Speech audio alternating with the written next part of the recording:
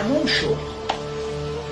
ملت بیدار شد پس از 1400 سال شمشیر تازیان و این تازیانشون بر دوش بر گرده ملت ایران و تجاوز به زنان ایران و تجاوز به پسرای ایران و تجاوز به دختران ایران و برده‌کشی و استثمار و استعمار و استبداد و دروغ و تزویر و ریا و نیرنگ و پدرسوخته‌بازی تموم شد.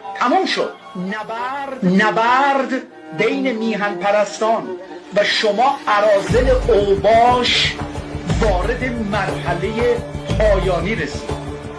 اسلام به پایان سلام کن، نه دیکتاتور.